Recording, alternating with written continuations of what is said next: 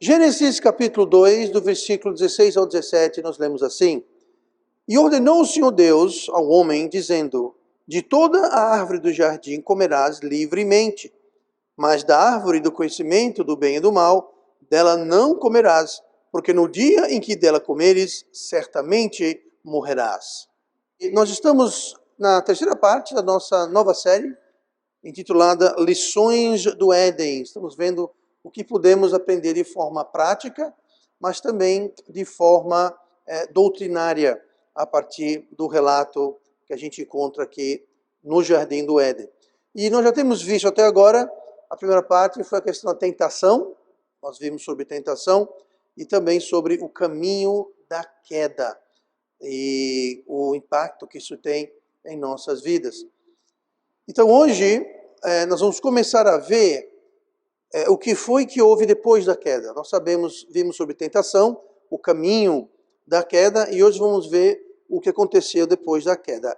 A Eva caiu na tentação, e Adão logo depois também. Lembrando que tanto a tentação quanto o caminho para a queda é um processo. É um processo. A tentação, nós já vimos, é um processo. O caminho da queda é um processo. E não são, em si, necessariamente pecaminosos. Lembrando que Jesus foi tentado e Jesus não tinha pecado. Então, o caminho da queda pode sim haver um certo grau de pecaminosidade, dependendo. Mas a verdade é que a queda é um ato. A queda é um evento, é um passo único. Tentação, o caminho, são vários passos, é um processo, mas a queda em si é um evento distinto. E a consumação, podemos dizer, a consumação da tentação. É o pecado, é a tentação levado a termo, levado a êxito. Nós lemos isso no versículo 15, lá em Tiago, capítulo 1. Depois, havendo a concupiscência concebido, dá à luz o pecado, e o pecado, sendo consumado, gera morte. Então, uma vez que a tentação é levada a termo, gera o pecado, nasce o pecado, e o pecado, como sempre, gera morte. E é a partir daqui que nós vamos iniciar essa questão da morte, e nós vamos ver três coisas. Eu quero falar sobre a sujeição do pecado, o arrastão do pecado e a expulsão do pecado. Olhe comigo no versículo 17 que nós lemos agora há pouco, e vamos falar rapidamente sobre a sujeição ao pecado. Mas da árvore do conhecimento do bem e do mal, dela não comerás, porque no dia em que dela comeres, certamente morrerás. Aqui, à primeira vista, está falando sobre morte. E, de fato, está falando sobre morte. E muita coisa morreu. Na queda, quando houve a queda, aquele primeiro pecado, muitas coisas diferentes aconteceram, muita coisa morreu, como nós vamos ver. Porém, aqui, algo que morreu, e algo que morreu que ele é pouco apreciado por aqueles que a têm, e muito lamentado e desejado por aqueles que não têm. Estamos falando sobre liberdade. Uma das grandes vítimas da queda, uma coisa que morreu, que certamente morreu, para a humanidade como um todo, foi a liberdade. A liberdade, ela morreu. Liberdade e vida. Liberdade e vida estão intrinsecamente e filosoficamente interligados. Só existe vida quando existe liberdade. No nível mais básico, a liberdade de criar, a liberdade de procriar. Então, se não há liberdade, não há vida. A vida ela cessa. Onde não há vida para você criar, para você procriar também, desenvolver, pensar, raciocinar, morre. Não progride.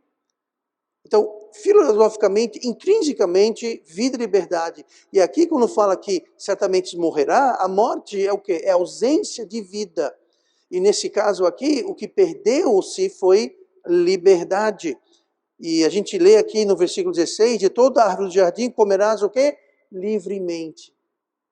Livremente, livre, liberdade. Pode comer à vontade. Todas as árvores Você tem livres, liberdade de comer de tudo quanto você quiser. Agora, nós temos o exemplo aqui de como a obediência traz liberdade. E aqui é um paradoxo que a maioria das pessoas não entendem, é justamente que obedecer, seguir regras, isso é o oposto de liberdade. Mas não é verdade.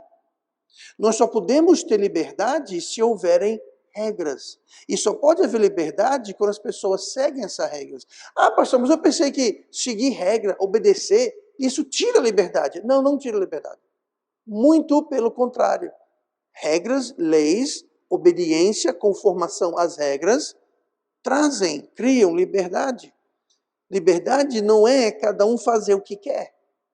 Muita gente pensa, né? Não, ser livre assim, você faz o que você quiser, eu faço o que eu quero. Só que o problema com isso, e se eu quiser dar um murro no seu nariz? Normal? Aí não vai ser liberdade, vai ser liberdade dos mais fortes.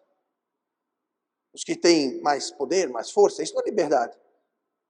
Liberdade não é, bom, eu quero a sua gravata, então eu vou lá, simplesmente tomo. Eu quero, eu tomo. Por quê? Eu faço o que eu quero. É minha liberdade. Então, a nossa liberdade termina quando começa a liberdade do próximo. Então, regras de obediência e submissão geram um contexto, uma infraestrutura onde pode haver, sim, liberdade. Falta de liberdade, falta de regras, falta de obediência chama-se anarquia. Cada um faz o que quer. Eu quero fazer, eu faço. Não quero, não faço. Isso gera desordem, e desordem causa destruição e morte. Uma sociedade começa a morrer, ela começa a desmoronar quando cada um faz o que quer. Ah, eu hoje quero dirigir no meu carro no lado esquerdo da rua. Não, mas as leis no Brasil, tem lugar que é o contrário, você dirige no lado direito. Na Inglaterra, por exemplo, na Austrália, no Japão, na Nova Zelândia, na Zâmbia e outros países, engana, irmão, dirige no lado esquerdo ou direito? Direito, né? Santo, tá vendo? Entendeu? O que acontece? Ah, eu vou decidir, vou dirigir do lado esquerdo. Por quê? Porque eu estou afim. O que vai acontecer? Caos. Eu não vou pagar minha conta não, porque eu não estou afim de pagar a conta. O que acontece? Vão cortar a sua água, a sua luz, vai passar fome. Então, as regras, elas trazem liberdade, e é importante. Desordem e anarquia trazem justamente o oposto. E foi resultado aqui da queda. E Jesus avisou, do dia que comeres, certamente morrerá. E uma das coisas que morreu foi liberdade. O homem, então, passou a ser sujeito ao pecado. Se não fosse o que Adão e Eva fizeram, a humanidade como um todo estaria livre, estaria em liberdade do pecado, se tivesse obedecido à única proibição do Éden. Só tinha uma proibição: não coma desta árvore. Das outras, coma livremente. Livremente, liberdade. Está livre, estão livres. Mas dessa uma árvore não coma. Uma proibição. Havia outras regras. O homem era para cuidar do jardim, cuidar da terra, vigiar, tudo isso. Mas não era proibição. A única proibição foi quebrada. E com isso morreu uma série de coisas, entre essas coisas, a liberdade. E isso então trouxe aquele ato de desobediência e rebeldia, escravizou a humanidade ao pecado e trouxe a morte ao mundo. A morte entrou no mundo. Romanos 5:12. Portanto, como por um homem entrou o pecado no mundo, e pelo pecado a morte, assim também a morte passou a todos os homens, por isso que todos pecaram. Então nós somos pecadores não porque nós cometemos atos de pecado, nós somos pecadores porque nós já nascemos pecadores devido ao que Adão fez. E o pecado de Adão, então, passa a todo mundo. Então, todo mundo é um pecador, todo mundo é um devedor, todo mundo está condenado. E o homem, então, não é mais livre, como nós lemos. Por isso, todos pecaram. Todos. Toda a humanidade. Todo ser humano que nasceu, está nascido, vai nascer, todos estão condenados, todos estão sob o pecado. O que Deus falou, basicamente, no versículo 17, ele falou assim, ó, comeu, morreu. Se você comer, você vai morrer. Então, eu estou proibindo para cortar o barato de Adão e Eva? Não. Para atrapalhar Adão e Eva? Não. Deus colocou essa proibição para o bem e para a liberdade do ser humano. Então, quando a gente começa a querer se rebelar contra as regras, entenda, de modo geral, as regras estão lá para o nosso bem. E vem de uma autoridade, a autoridade vem de Deus. Então, nós temos que entender que o pecado traz sujeição. Tá? Vamos ver rapidamente aqui o que a Bíblia fala. Lá em 2 Pedro 2,19, olha o que diz aqui. Ó. Prometendo-lhes liberdade. Isso aqui está falando sobre pessoas que tentam desviar os outros do caminho do Senhor. Como é que eles fazem isso? Quando alguém vem tentar desviar você e eu do caminho correto, prometendo-lhes liberdade, sendo eles mesmos servos da corrupção, porque de quem alguém é vencido, do tal faz-se também servo. Nós vamos ver daqui a pouco, essa palavra servo quer dizer escravo. Mas note que, como é que alguém vai tentar atirar eu e você do caminho de Deus? Prometendo-lhes liberdade. Rapaz, ó, esquece igreja. Esquece igreja. Venha para o mundo, aqui a gente faz o que a gente quer. A gente vai onde a gente quer, anda com quem quer. Liberdade. Cuidado. Porque prometendo-lhes liberdade, sendo eles mesmos servos da corrupção. Então, eles são servos do pecado, mas estão prometendo liberdade. Foi isso que a serpente, o diabo, fez. Prometeu a Eva o quê? Liberdade. Vocês vão conhecer, vocês vão saber, vocês vão ser como Deus. Então, o diabo sempre vem prometendo liberdade, sendo que ele mesmo é servo da corrupção, servo do pecado. Então, porque de quem alguém é vencido, se o pecado lhe vence, se o pecado lhe controla, isso quer dizer que você é servo escravo do pecado. Você está aqui, ó. Então as pessoas do mundo vêm e falam, você é crente, você é de igreja, coitadinho de você, você não pode fazer isso, não pode fazer aquilo, você não pode fazer, você não pode... Não sou eu que estou preso, você que está preso. Mas você não pode beber. Posso beber? Está aqui, eu vou beber aqui. Ó. Álcool, pastor, pode beber álcool. A verdade, não é que eu não posso beber álcool, eu não quero beber álcool. Se beber álcool perde a salvação, não. Vai ficar com dor de cabeça, vai ficar com problema de saúde, vai ficar com uma série de problemas. Mas eu não quero beber porque é algo que não faz bem para mim, algo que me afasta de Deus. Agora diga para o mundo, agora vocês param de beber? Impossível. Impossível, porque eu vivo para beber, eu vivo para farrar, eu vivo para fumar, eu vivo para me drogar, eu vivo para me prostituir. Se você cortar tudo isso, que graça vai ter a vida? Aí eu pergunto, quem é escravo de quê? Quem tem liberdade? Então o diabo sempre vem prometendo liberdade, mas o resultado é escravidão, é pecado. Só que não vai dizer, venha por aqui que você vai se tornar um escravo do pecado. Você vai ser controlado pelo pecado. Não. Ele vai dizer, venha por aqui você vai ser livre, fazer o que você quiser, aqui vai ser o maior barato. Mas a verdade não é essa. João 8,34. Respondeu-lhes Jesus, em verdade vos digo, que todo aquele que comete pecado é servo do pecado. Essa palavra servo é a palavra grega doulos. E essa palavra doulos, ela tem o seguinte sentido. Ela significa servo, um servo, literal ou figurativamente falando. Por exemplo, quando fala que é servo do pecado, não existe uma pessoa chamada pecado e você é o servo daquele... Não, é figurativo, mas você serve. Mas continua. Servo voluntariamente ou involuntariamente. Diga uma coisa, o que é um servo voluntário? É alguém que você contrata para fazer um serviço e ele recebe por aquele serviço. Ele pode pedir as contas, arrumar outro serviço, outro emprego. É um funcionário, alguém que recebe um salário. Agora, o servo involuntário, ele não tem escolha. Ele não pode mudar de emprego, mudar de empregador, não pode reclamar do salário, porque ele é de fato um escravo, não tem escolha, não tem direito. Então a palavra doulos, que significa servo, pode ser um servo contratado ou pode ser um escravo. E a Bíblia usa, e como é que eu sei? A Bíblia explica a Bíblia sempre. Tá? Eu vou dar aqui um exemplo da palavra servo, a palavra doulos, e como a gente vê que está ligado à escravidão. Olha o que fala aqui, 1 Coríntios 12, 13.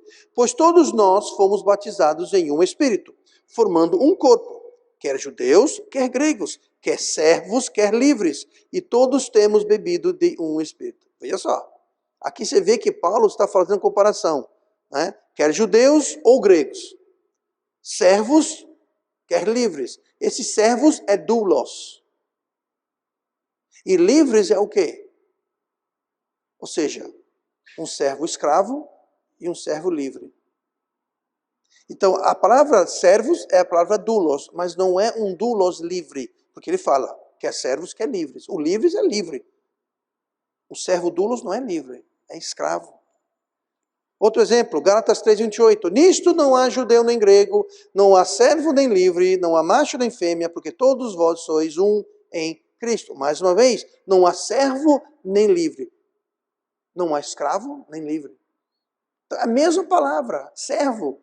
Mas o sentido aqui não é servo de alguém que serve, que é um funcionário. É servo de escravo. Por quê? Servo ou livre. O livre é um não escravo. O servo é o escravo. Efésios 6:8. Sabendo que cada um receberá do Senhor tudo o bem que fizer, seja servo, seja livre. Mais uma vez, tanto o escravo quanto o homem livre vão receber de Deus pelo aquilo que fez. Não interessa se é um escravo ou se não é um escravo. Mas a palavra usada é servos. Então, quando fala que a gente se torna servo do pecado, escravos, Apocalipse 6, versículo 15, aqui falando sobre o período do fim do mundo. E os reis da terra, e os grandes, e os ricos, e os tribunos, e os poderosos, e todo servo, e todo livre, se esconderam nas cavernas e nas rochas das montanhas. Está vendo? Todo servo e todo livre. Mais uma vez, a palavra servo está se referindo a escravos, não a homens livres. Então, a queda nos sujeitou, nos tirou a liberdade e nos fez escravos ao pecado. Como é que alguém é feito escravo? Alguém compra. Alguém é vendido. Nós fomos vendidos pelo pecado. O pecado nos sujeitou e nos colocou debaixo do reino do diabo. Quando o diabo enganou Eva, não foi só Eva. Ele colocou debaixo do seu poder toda a humanidade. Por isso que Jesus fez o que na cruz? Ele pagou, comprou e nos libertou. Eu vou contar uma ilustração real de pessoas que eu conheço. Não foi que eu ouvi na internet, li num livro, alguém me contou. Eu conheço. O nome dele é pastor Godson. E Godson é missionário americano.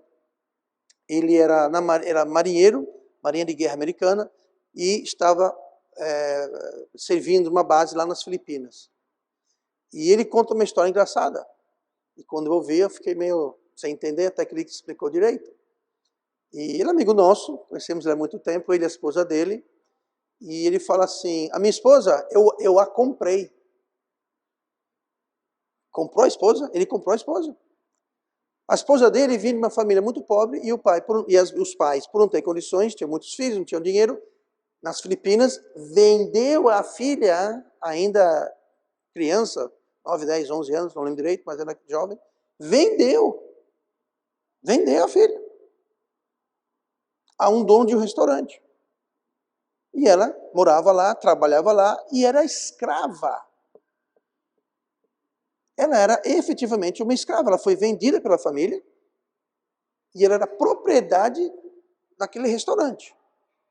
E o irmão Godson, na época era marinheiro ainda, frequentou esse restaurante. Ela já era mais velha, tipo adolescente, 17, 18 anos, eu não sei exatamente, mas já estava maior.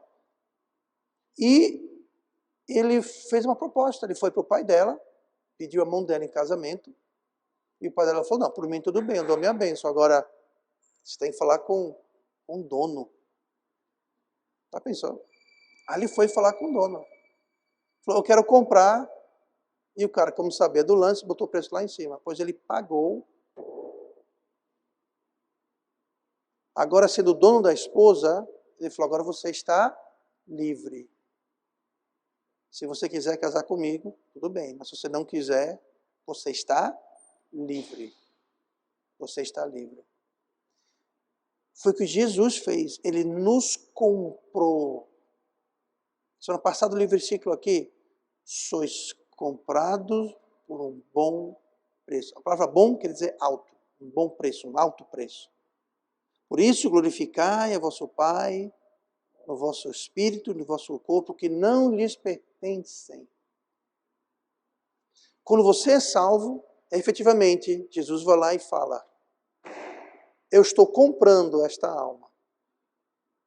Ele fala, agora você está livre. Se você quiser me servir, vamos trabalhar juntos. Mas se você não quiser me servir, você está salvo do mesmo jeito. Salvação não vem das obras. É pela graça. O que é algo de graça? Algo que foi pago por outra pessoa. Foi isso que aconteceu. A nossa salvação foi paga por Cristo. Agora me diga uma coisa. Você acha que aquela jovem, o nome dela é Esther, você acha que ela quis casar? Eles já estavam se comunicando, estavam namorando, de certo modo, mas você acha que aquele ato falou, estou livre agora para você, eu vou viver minha vida. Não. Aquilo foi um ato de amor que ele fez por ela. E ela retribuiu esse amor. Ela poderia ter falado, olha, muito obrigado, mas quero não. Não estou interessada. Pois é, salvação é isso. Então, foi justamente o que aconteceu. Nós éramos escravos do pecado. Depois da salvação, nós temos a escolha. Nós podemos servir a Deus e a justiça, ou podemos escolher servir ao pecado. E aí nós voltamos à escravidão da qual nós fomos libertos. Já pensou se a dona Esther falasse, você me comprou, estou livre, assim, não quero casar com você não. Ô patrãozinho, vou trabalhar para você de graça agora. É isso que muita gente faz. Aceita a salvação em Cristo, aí volta para o pecado. Se refaz escravo do pecado mais uma vez, volta aquilo de quando eles foram libertados. Incrível, mas é o que acontece. Mas a queda nos tirou a liberdade, nos tornou escravos e Cristo nos liberta. Gênesis 3, versículo 6. Rapidinho aqui, nós vimos a sujeição do pecado e vamos ver o arrastão do pecado. Gênesis 3, versículo 6. E viu a mulher que aquela árvore era boa para se comer e agradável aos olhos, e árvore desejável para dar entendimento. Tomou do seu fruto e comeu, e deu também a seu marido, e ele comeu com ela. O arrastão do pecado é o seguinte, ninguém cai sozinho. Ninguém cai sozinho. Você sempre arrasta outras pessoas junto com você na queda, diretamente ou indiretamente. Pais, levam os seus filhos juntos nas suas escolhas. Um pai decide, não vamos mais de igreja, acabou, chega de igreja. Não vai eu, não vai minha mulher, não vai meus filhos, não vai ninguém. O que estão fazendo? Estão arrastando os filhos na queda. Quando decide fazer escolhas e opções e direções das suas vidas, os filhos vão junto, claro. Está todo mundo morando ali na casa do pai, família. Diz o ditado, onde a vaca vai, o boi vai atrás. Pois é, às vezes onde o pai vai, a família vai atrás. Muito importante isso, a responsabilidade. Mas o mesmo acontece com amigos, colegas, parentes. Eles podem trazer o pecado e fazer um arrastão. Pedro, após negar a Cristo, está desencorajado, efetivamente desistiu do ministério. Olha o que ele fez em João 21, capítulo 3. Disse-lhes então Pedro, vou pescar. Dizem-lhe eles, também nós vamos contigo. Foram e subiram logo para o barco, e naquela noite nada apanharam. Foi uma decisão tão abençoada que não pescaram nem uma tainha, pegaram nada. Pescadores experientes não pegaram nada. Você note, Pedro caiu. Ele havia negado a Cristo. Lembre-se que quando o galo cantou, ele chorou amargamente. Eu imagino que ele falou, tudo perdido, Jesus morreu, eu neguei, eu não presto para nada. Sabe uma coisa? Eu vou voltar à minha velha profissão. Eu vou voltar de onde eu saí. Eu era um pescador, eu vou pescar. E os outros disseram o quê? Nós vamos contigo. Pedro arrastou os outros apóstolos na queda quando ele se afastou do ministério. Era isso que Deus queria? Não, não. A gente lê depois que Jesus falou, fique em Israel, em Jerusalém, até receber virtude do Espírito Santo. Ide, pregar o evangelho. Pois é isso que ele queria. E sabemos disso logo após. Mas antes disso, Pedro tinha falado, pronto, acabou-se, eu vou voltar a ser um pescador. E os outros, nós vamos junto. Arrastão? Não pense você, quando você peca, quando eu peco, que a gente não arrasta pessoas conosco. Quando nós decidimos desobedecer, não pense que não haverá consequências, não só em nossas vidas, mas nas vidas daqueles ao nosso redor. A influência estará lá. O rei Jeroboão arrastou toda uma nação no pecado. Lá em 1 Reis, capítulo 12, versículo 27. Isso aqui é Jeroboão falando. Se este povo subir para fazer sacrifícios na casa do Senhor em Jerusalém, o coração deste povo se tornará ao seu senhor, a Roboão, rei de Judá, e me matarão e tornarão a Roboão, rei de Judá. Quer dizer tudo isso? Depois de Salomão, Roboão era o filho de Salomão. Jeroboão, no entanto, não era filho, mas ele foi feito rei, e se tornou rei de 10 tribos, que ficaram conhecidas como Israel, nesse período. E o outro reino foi conhecido como Judá, que era Benjamim, a tribo de Benjamim, a tribo de Judá. Então, o reino, as 12 tribos foram divididas. 2 de um lado e 10 do outro. O filho de Salomão, Roboão, era o rei de Judá, Benjamim, as tribos de Benjamim e Judá, que era localizado em Israel, a capital de Israel. Enquanto as outras 10 tribos tinham um outro rei. Tá? Então, esse outro rei que a gente leu aqui, Jeroboão, ele tinha medo. Ele falou, se esse povo ia adorar lá em Jerusalém, que é Judá, o rei é Roboão, filho de Salomão, eles vão acabar voltando para lá, vão me matar e todo mundo vai juntar de novo o reino. E eu vou perder meu reino, vou perder minha vida. Então, o que foi que ele fez? Versículo 28. Assim o rei tomou conselho e fez 2 bezerros de ouro. Olha o pecado dele. Gerado por medo e insegurança. Ele falou, o povo vai adorar em Jerusalém, capital de Judá, e vão me rejeitar, vão me matar. Então ele falou, isso é o que eu vou fazer. E fez 2 bezerros de ouro e lhes disse, muito trabalho vos será o subir a Jerusalém. Veis aqui teus deuses, ó Israel, que te fizeram subir da terra do Egito. Ó, mentindo. Olha aqui esses bezerros aqui de ouro. Eles são seus deuses, eles nos libertaram do Egito. Total mentira. E veja como ele vem prometendo liberdade. Como assim? Ele fala o quê? É muito trabalho você sair daqui e ir até Jerusalém. É muito trabalho. Faz o seguinte, adore aqui. Adore aqui. Continuando. E pôs um dos bezerros em Betel e colocou o outro em Dan.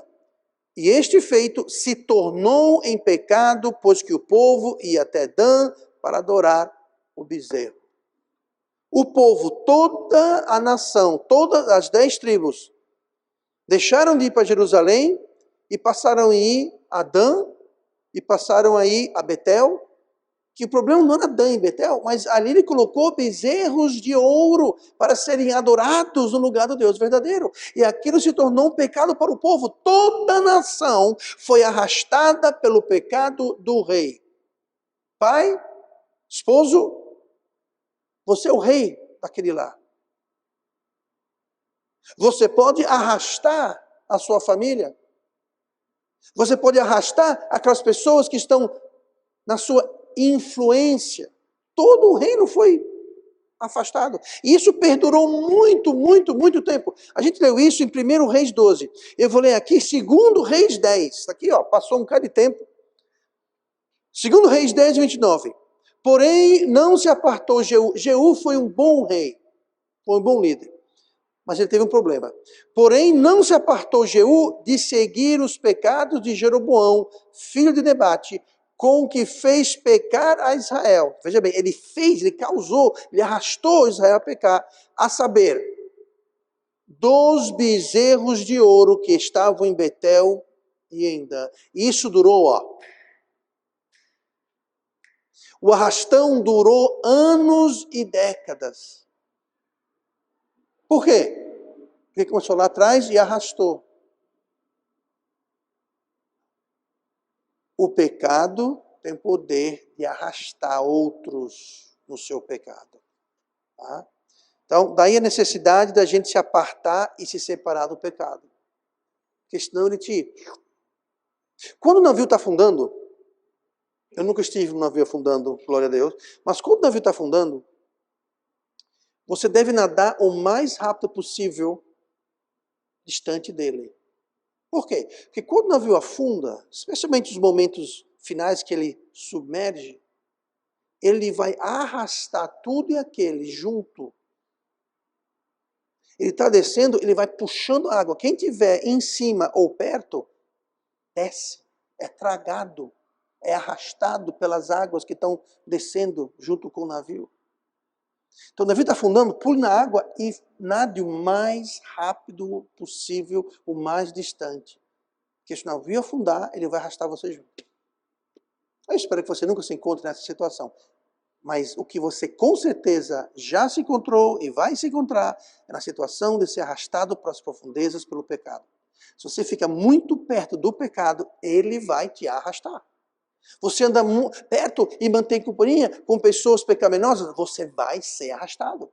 Você lê e acessa muita coisa indevida, você vai ser arrastado. Você vai ser arrastado e puxado para baixo. Não é se, talvez, você vai sim ser. Porque o pecado, ele sujeita, nos tira liberdade e nos arrasta. Aquele marinheiro que está afundando junto com o navio, ele não está nem dentro do navio, ele está na água. Mas aquele marinheiro que está perto do navio, o navio afunda, ele não quer ir para as profundezas. Ele está nadando para fugir, mas a água está o puxando. Ele não está livre para ir embora. Ele está sendo tragado, arrastado. E o pecado faz isso. Fez aqui com Eva. Eva comeu, levou para o marido, ele comeu também. Um arrastou o outro. Ela arrastou ele. Adão não arrastou Eva. Tá? Então temos que ter muito cuidado com isso. E para terminar rapidamente aqui, nós vimos a sujeição do pecado, o arrastão do pecado, e vamos terminar com a expulsão. A expulsão do pecado. Gênesis 3, 23. O Senhor Deus, pois, o lançou, quem? Adão, e consequentemente Eva também, tá? E o Senhor Deus o lançou fora do jardim do Éden, para lavrar a terra de que fora tomado. O plano de Deus para Adão e Eva, ele criou a terra, maravilhosa, aí ele criou um jardim. Éden quer dizer um jardim murado, especial. A terra era maravilhosa, o jardim do Éden era mais maravilhoso ainda. Era um lugar especial, um lugar que foi criado especialmente para Adão e Eva. Era o plano de Deus para eles. Viver em comunhão perfeita, sem pecado, ali no jardim. O pecado os expulsou do jardim, o pecado os expulsou do plano que Deus tinha para eles. E o pecado sempre faz isso. Expulsa. A expulsão do pecado. Seja do Éden, seja da terra prometida, seja de um trono. Saul perdeu o seu trono por quê? Pelo pecado. Desobedeceu Deus. Seja do Éden, de um trono, seja da terra prometida. Moisés nunca entrou na terra prometida. Toda uma geração, aquela geração de mais de 20 anos que saiu do Egito, eles não entraram, eles perderam a terra prometida. Por quê? Se rebelaram, chegaram na fronteira da terra prometida. Vamos entrar? Não. Domingo falamos sobre isso. Por que nos trouxe aqui para esse deserto para nos matar? Se tivesse ficado no Egito. Pois é, perderam.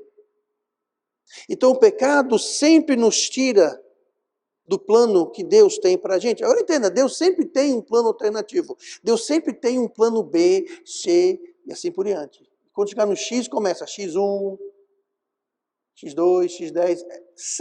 Deus sempre vai ter um plano B. O melhor plano é o plano original.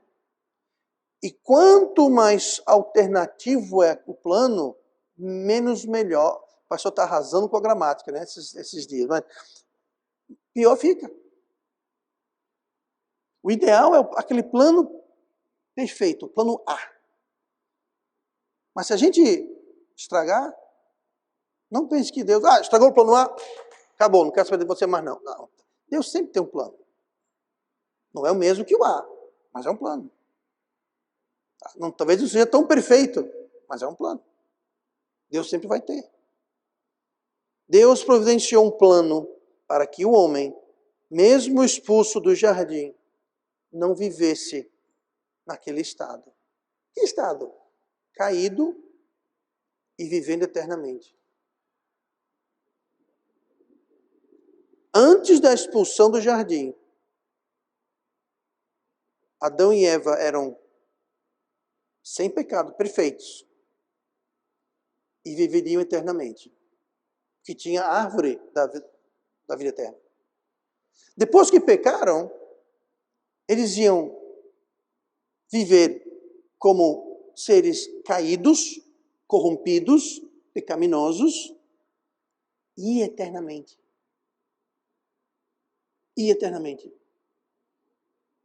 Que loucura, que profundezas do pecado, da depravação, da transgressão, chegaria se todo ser humano, caído, pecaminoso, vivesse eternamente. Você consegue pensar em alguns indivíduos, talvez da história do presente, que fizeram enormes danos, prejuízos e sofrimento, e viveram seus 50, 60, 70, 80, 90 anos. Imagine alguém vivendo eternamente. Quanto sofrimento, quanto a morte, quanto...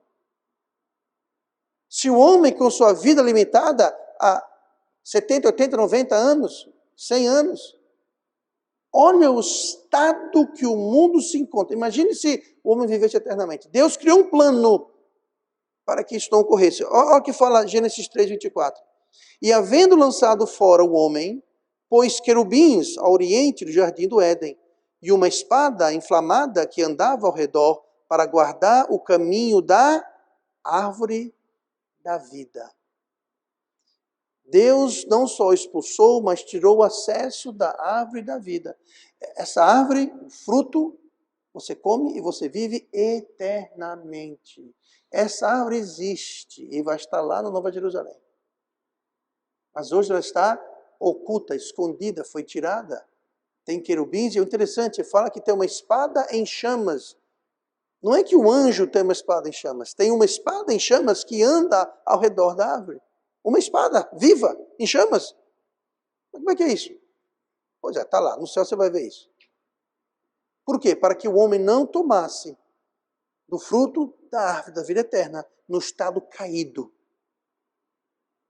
que seria algo terrível para toda a humanidade, porque a transgressão ia aumentar, o pecado ia aumentar. Gente, por que foi que Deus trouxe o dilúvio? Porque a transgressão na terra estava aumentando. E os pensamentos do coração do homem eram continuamente para o mal. Já pensou se ele vivesse para sempre? Se vivesse eternamente naquele estado? Ia ser pecado e sofrimento em graus inimagináveis na terra. Pois é, Deus falou, isso não. E ele criou um plano. Ele providenciou um plano B. Plano A, Adão, Eva, Éden, beleza. Não deu certo? Plano B. Não é tão bom, porque haveria um custo. Mas isso é assunto para outra hora, para a semana que vem. Mas jamais subestime as consequências do pecado. Nunca pense que o pecado fica sem consequência, fica barato. Ou, escapou não. Escapou não. Sempre há consequências. temos que entender que o pecado, ele tira a liberdade, te sujeitando. Ele arrasta aqueles ao seu redor. Ele te expulsa do plano perfeito que Deus tem para a sua vida.